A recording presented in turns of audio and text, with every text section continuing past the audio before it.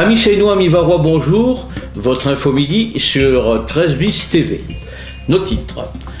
Coquillage tamarisien, feu vert à la dégustation. Élection départementale, le FN snob la gauche. ADSPV, une association de grand mérite. Enfin, le 5 à 7 du Café des Arts. Puis en sport, le rugby, Marcoussis reçoit 2 Seinois pour un stage. Et la météo du jour. Les éleveurs de coquillages de la baie du Lazaret respirent, frappés d'interdiction de commercialiser leurs produits, et ce pour la 3e fois en 2014, et depuis le 10 octobre, ils ont appris avec soulagement que par un arrêté préfectoral en date du 10 décembre, cette interdiction était levée et qu'ils pouvaient reprendre leur commerce. La vente des huîtres et des moules de tamaris avait été suspendue à cause d'un taux élevé de bactéries E. coli, mais les dernières analyses sont bonnes et semble rester stable. Certes, annonce Jean-Christophe Guiol, l'année 2014 ne sera pas sauvée, mais l'espoir persiste. Fin de citation. Gilles Vincent, vice-président de TPM et responsable du contrat de baie, signale que de nombreuses opérations de nettoyage ont été réalisées sur les réseaux d'eau usée par les différents acteurs concernés de part et d'autre de la rade. Les professionnels du coquillage attendent désormais les résultats d'analyse commandés par TPM portant sur le mois de décembre. C'est après ce résultat seulement que les conchiliculteurs de la baie du Lazaret seront pleinement rassurés. Et nous aussi, par la même occasion.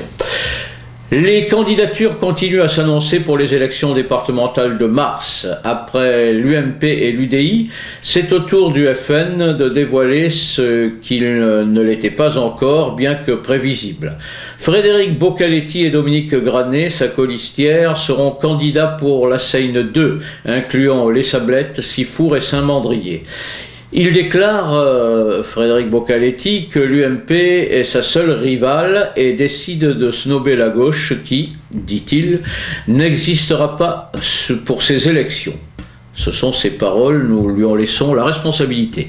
L'Association pour le développement des soins palliatifs varois, ADSPV, réunissait ses adhérents et ses amis il y a quelque temps à la Bourse du Travail pour un loto qui eut un franc succès. À cette occasion, André Bonifay recevait au micro de 13 bis TV Pierre-Marc Pérez, son président. Image, Michel Chapier.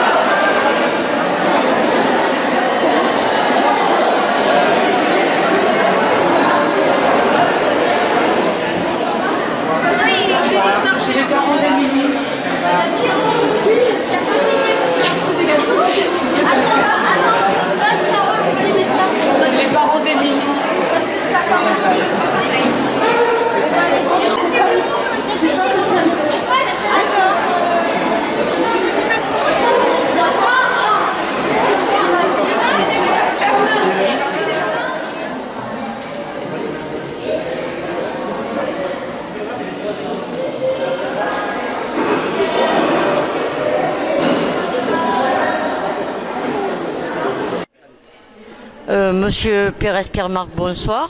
Bonsoir. Vous êtes président de cette association, vous allez nous la présenter?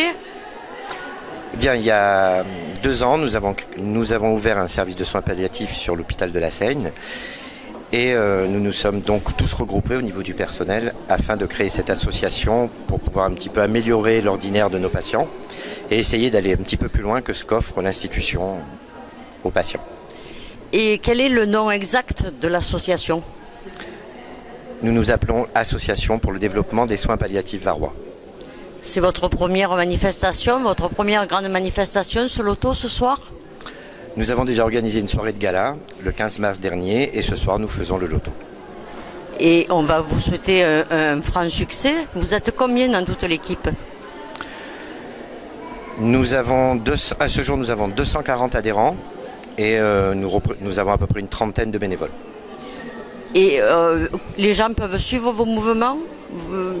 Absolument, nous communiquons à travers tous les médias possibles, imaginables, notre fichier d'adhérents et par les voies des médias, Facebook, etc., etc., etc.